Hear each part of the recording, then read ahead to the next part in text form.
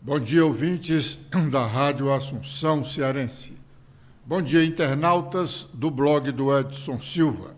Estamos começando agora o nosso programa, o blog do Edson Silva, na Rádio Assunção Cearense, dizendo que hoje um deputado estadual cearense ganha de subsídio, que é a mesma coisa que salário mensal, a importância de R$ 29.400.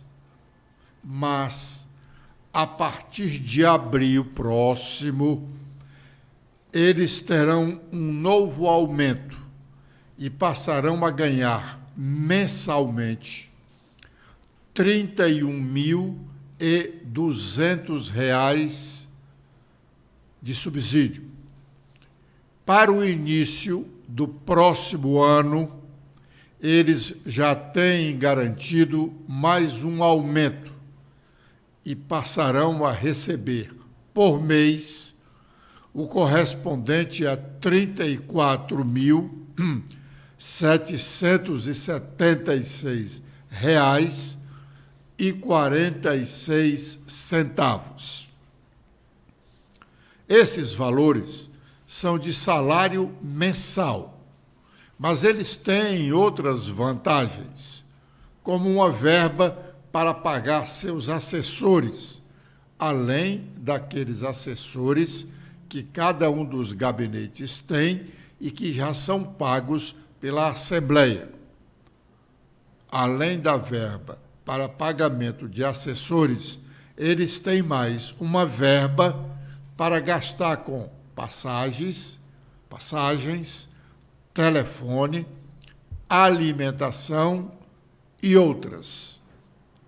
Na última sexta-feira, o Diário Oficial do Estado publicou um ato normativo da mesa diretora da Assembleia, dispondo sobre o reajuste do valor da verba de retribuição de assessoramento parlamentar destinada aos gabinetes dos deputados estaduais. Segundo o ato normativo, na legislatura que termina amanhã, 31 de janeiro, os deputados tiveram um total mensal de R$ 83.756,69. Para este ano, já a partir de agora, o valor subiu para R$ 88.782,10. Este dinheiro é para os deputados pagarem os assessores, além daqueles que a Assembleia já paga para cada um dos gabinetes. E note, no próximo ano já está garantido um aumento.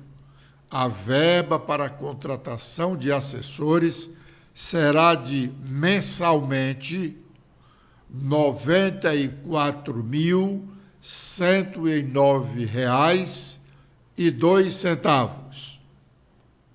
E não fique surpreso só com o aumento que foi dado para 2024, não. Pois em 2025, o último ano da legislatura, que começa na próxima quarta-feira, 1º de fevereiro, a verba para pagar assessores dos deputados estaduais será de mensalmente R$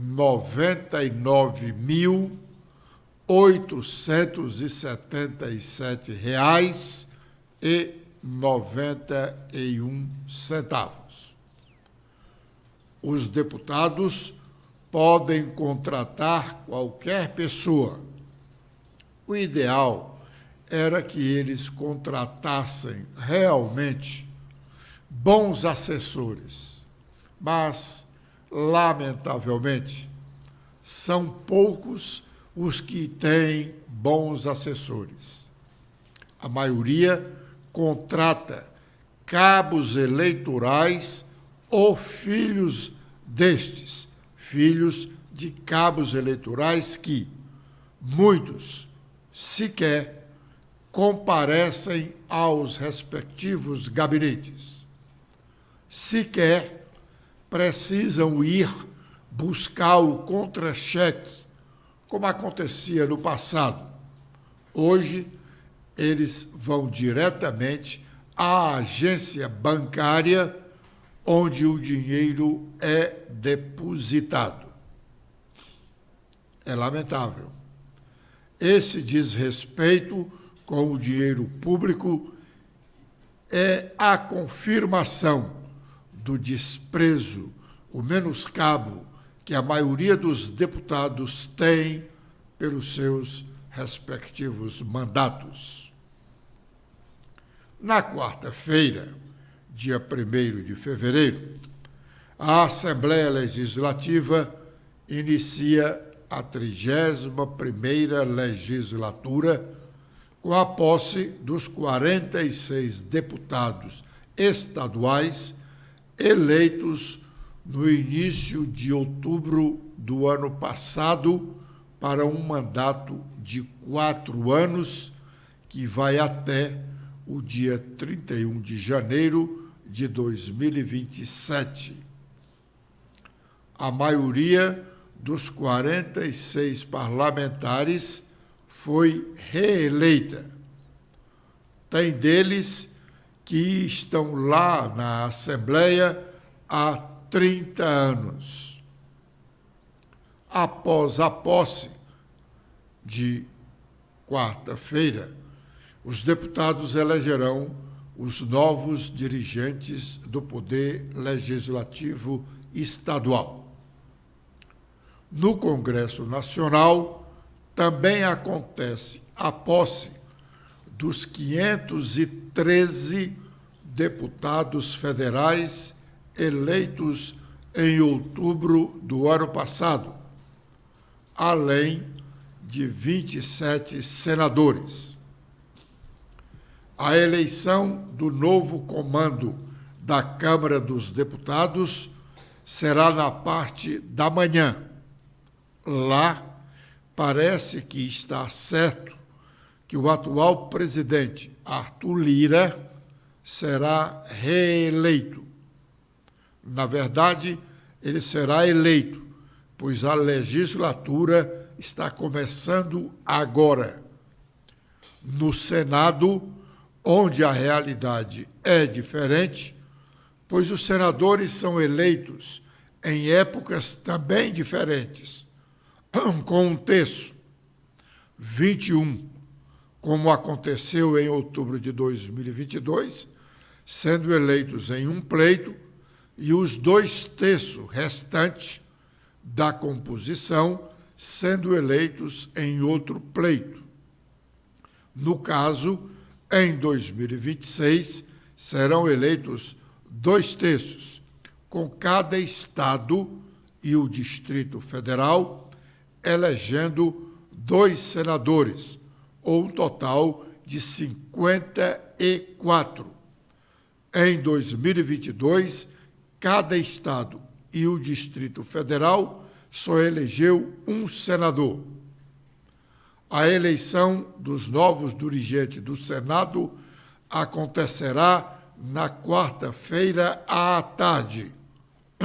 Haverá disputa entre o atual presidente Rodrigo Pacheco, filiado ao PSD, e Rogério Marinho, filiado ao PL do ex-presidente Bolsonaro. A expectativa é que Rodrigo Pacheco seja reeleito, mas Rogério Marinho está otimista e assim tem se manifestado. Vamos ouvi-lo. E o Senado não pode nem deve se omitir. Aliás, esse é o maior pecado, a omissão. Nós não podemos aceitar a censura prévia. por se tratar de um valor que foi conquistado duramente na redemocratização do nosso país e que é expressamente vedado pela Constituição brasileira. Com isso, nós não estamos propondo um enfrentamento contra quem quer que seja, nós estamos propondo um diálogo institucional. Nós estamos propondo que a Constituição seja restabelecida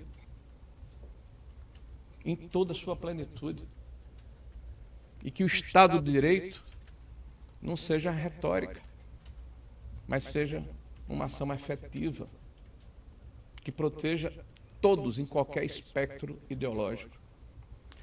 Quero agradecer ao presidente Valdemar, que teve a coragem de nos apoiar nessa luta que não é minha, que não é do cidadão Rogério Marinho,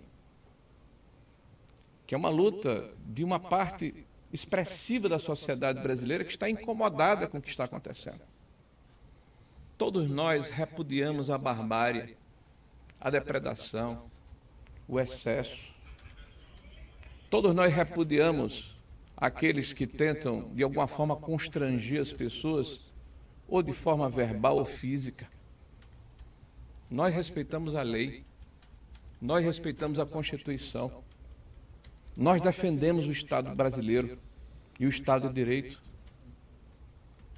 Por isso, quero agradecer muito a coragem do presidente Valdemar, que se mantém firme na construção desse grupo de apoiadores que hoje se materializa nesse momento e que mostra o embasamento, a força, a envergadura dessa candidatura, né? E tempos fáceis fazem homens fracos. E nós temos aqui a necessidade de sermos fortes nos tempos difíceis que estão pela frente. Bom, há um senador cearense querendo ser candidato a presidente do Senado e do Congresso Nacional. O senador, presidente do Senado, é o presidente do Congresso Nacional. Esse senador cearense é Eduardo Girão. Ninguém acredita na possibilidade de ele ser eleito por conta da inexpressividade do apoio que tem. Mas, hoje, ele deu uma entrevista à CNN sobre sua pretensão. Vamos ouvi-lo. Precisa ser independente, forte, por isso eu coloquei a minha candidatura. Não tenho um padrinho político, né? Não sou apadrinhado do Lula, no caso o Pacheco que é, não sou apadrinhado do Bolsonaro, no caso é o Rogério Marinho. A minha candidatura é com a sociedade, né? Defendo a diminuição, uma redução drástica em privilégios que tem hoje os políticos, aliás, nos 3 poderes da República. Defendo que o Senado possa não engavetar projetos importantes, né? Tem a CPI das ONGs, que é do senador Plínio Valério, para tirar essa penumbra que existe de eventuais interesses não republicanos. Tem a CPI da Lava Toga, né? A própria análise de impeachment de alguns ministros do Supremo, e isso tem causado uma insatisfação, um incômodo muito grande na população. Olha, nós já tivemos presidentes da República, 2 presidentes da República impeachmentados, tivemos senadores cassados, tivemos deputados federais cassados. Por que não analisar, dando amplo direito à defesa, ao contraditório para os ministros do Supremo, né? A gente não pode tapar o sol com a peneira e achar que não está acontecendo nada de equivocado. A gente precisa investigar isso. O Senado tem 81 senadores. Marinho diz que tem 34 votos. Pacheco tem dito a seus interlocutores que já tem mais de 50 apoios. Dá até mais do que o número de cadeiras ali no Senado Federal. Nessa disputa aqui, no voto a voto, quantos apoios o senhor acha que já tem de início? Muito boa a sua pergunta. A gente sabe que o jogo é bruto aqui em Brasília, né? Existe barganhas políticas, troca de cargos, de comissão, enfim. o meu contato com os senadores, e eu sei que ali tem muitos idealistas também, é coração a coração, conversando com eles sobre a prerrogativa, para que o Senado se levante, porque eu vou falar uma coisa para você, tá difícil hoje você ser senador. Por mais que você trabalhe, coloque sua posição, a imagem do Senado hoje perante a opinião pública está a pior possível, né? Eu acho que só perde mesmo para o Supremo Tribunal Federal. Então, nós precisamos levantar essa casa que é importantíssima. O Senado é centenário. Paz é ação, não indiferença. Ação por justiça para todos, ação pelo bem da nação. Bom, o senador Eduardo Girão não respondeu sobre o tamanho do seu apoiamento. E foi feliz a repórter ao fazer essa indagação, dizendo porque isso é comum em todas as eleições em casas legislativas, quando você soma o número de apoiamentos, dá muito maior do que o número de eleitores. Como ela frisou, 34 senadores dizem que apoiam o Rogério Marinho e 50 estariam apoiando o atual presidente da casa. Só que esse total dá 84 e só são 81 senadores. O senador Eduardo Girão precisa fazer um esforço hercúleo para não sair desmoralizado desta disputa, não pelo simples fato de perder a eleição, porque ganhar ou perder é uma consequência de quem disputa, mas desmoralizado porque, se não tiver ao menos os votos dos senadores do seu partido, o senador sairá desmoralizado da disputa. No começo das legislaturas, os partidos ou as bancadas escolhem os seus respectivos líderes nas diversas casas legislativas. Na legislatura que se finda no Congresso Nacional, teve muito destaque a bancada evangélica. Hoje, com a derrota de Bolsonaro, o grupo evangélico parece não estar mais tão coeso como antes. O jornal O Globo, em sua edição de hoje, destaca a disputa pela liderança do grupo evangélico no Congresso. Letícia. Bom dia, Edson. Bom dia a todos que acompanham o nosso programa desta segunda-feira, ouvintes da Rádio Assunção Cearense e internautas do blog do Edson Silva. Bom, de acordo com a matéria do Globo, há 2 dias do início da nova legislatura do Congresso Nacional, a Frente Parlamentar Evangélica ainda não chegou a um consenso sobre quem será o próximo líder da bancada. 4 parlamentares se apresentaram para presidir o bloco de fiéis: o senador Carlos Viana e os deputados federais Ottoni de Paula, Eli Borges e Silas Câmara. Diante do cenário de indefinição, o atual dirigente da bancada, Sóstenes Cavalcante, do PL, convocou uma eleição para quarta-feira, às 10 horas.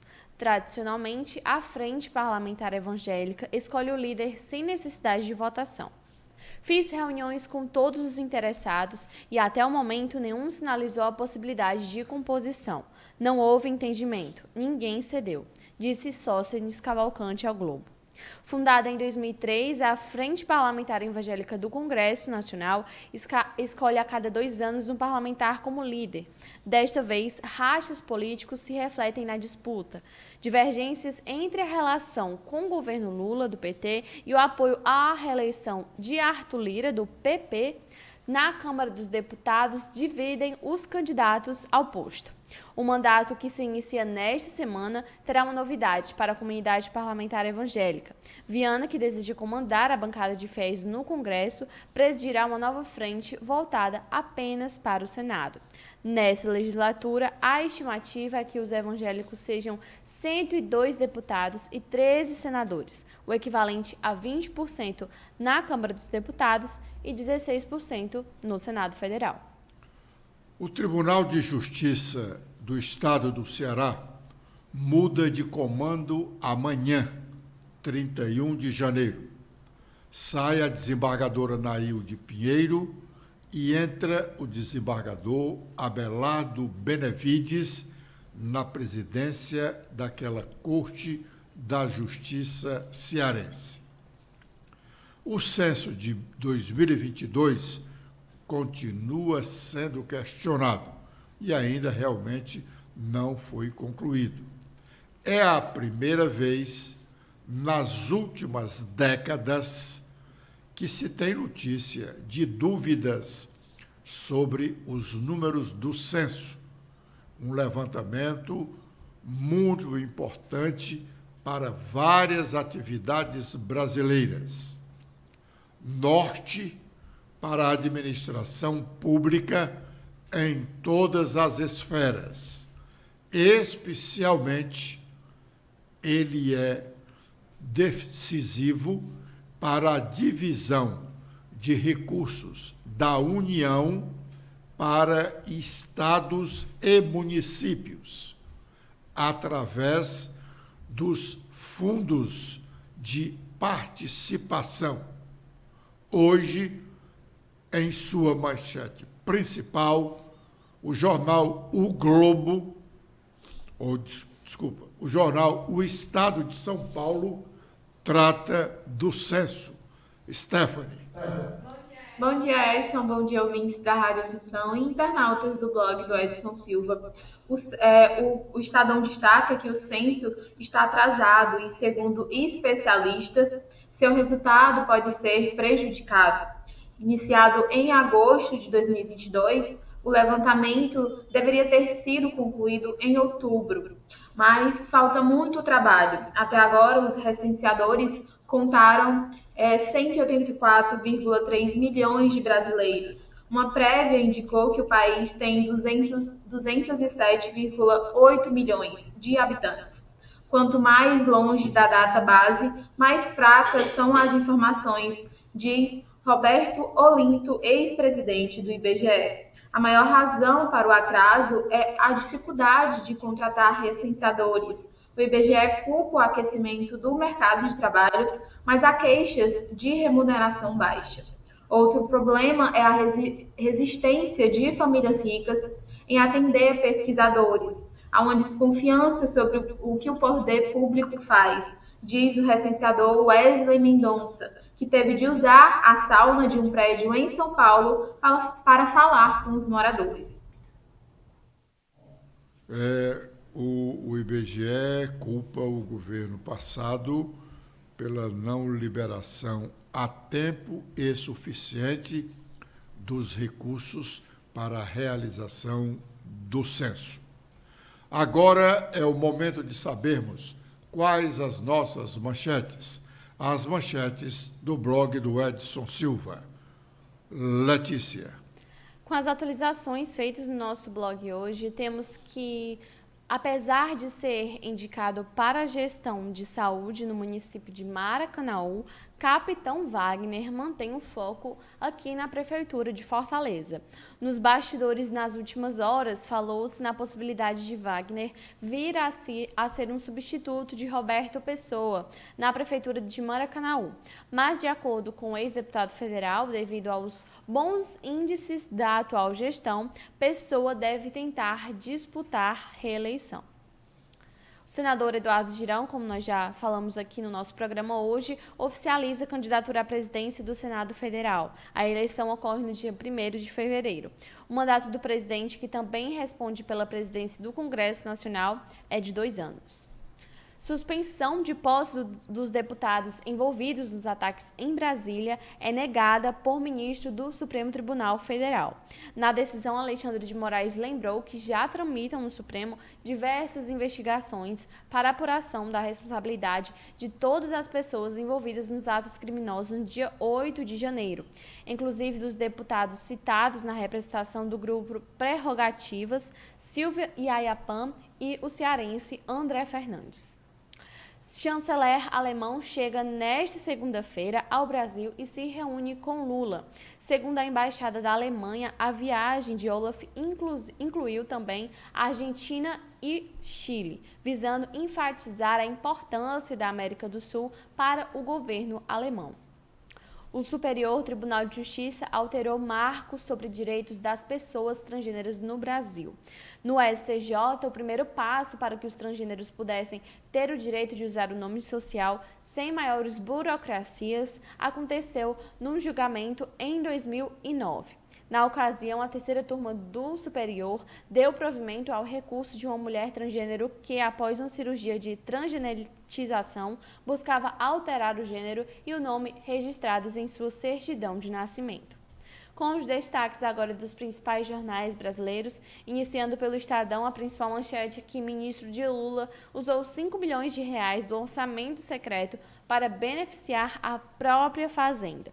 Juscelino Filho destinou 50 milhões de reais em emendas sigilosas e parte foi para a prefeitura da sua irmã, que contratou empresário preso por corrupção. Com os destaques do Globo, temos que depois de 4 anos sem demarcar terras indígenas, 13 áreas vão sair do papel. Processos serão retomados depois de interrupção no governo Bolsonaro. Também temos a coluna de Bela Megali, que fala o nome favorito de Moraes para ocupar a próxima vaga do Supremo Tribunal Federal. Agora, com as últimas da Folha de São Paulo, temos em principal manchete que famílias pobres são enganadas e pagam para receber cisternas sob Bolsonaro. Beneficiários não conseguem ser incluídos no programa em Minas Gerais.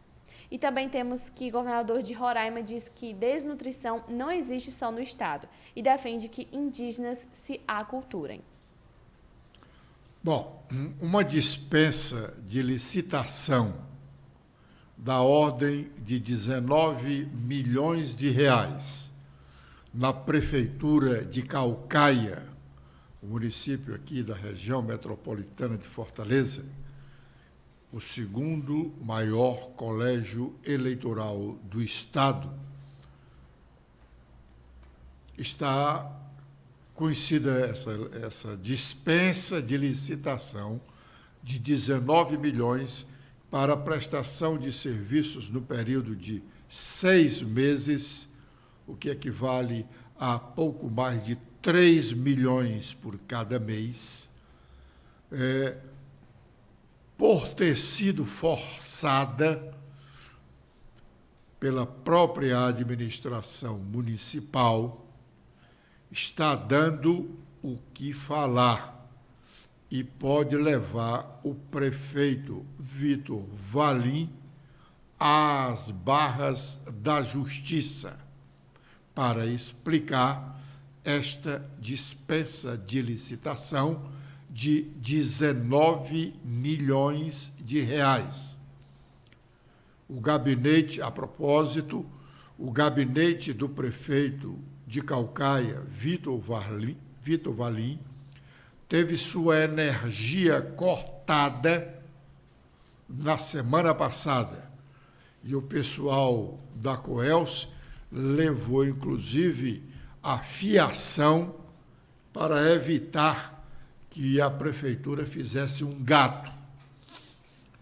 A prefeitura não havia pago a conta de energia do mês de novembro.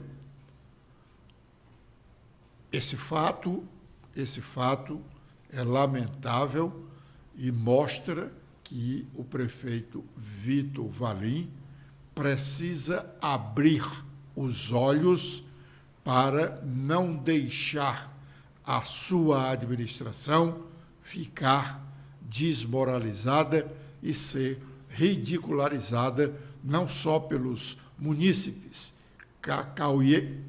caucaienses, como todos os cearenses. Com esta informação, nós estamos encerrando o nosso programa de hoje, agradecendo a honrosa audiência dos ouvintes da Rádio Assunção e internautas do blog do Edson Silva, prometendo estar de volta amanhã com a proteção de Deus a partir das 11h45. Letícia. Eu também faço meus agradecimentos a todos que acompanharam o nosso programa de hoje. Vocês podem ver mais notícias apontando a câmera do celular de vocês para este QR Code. Espero revê-los no nosso programa de amanhã. Até lá!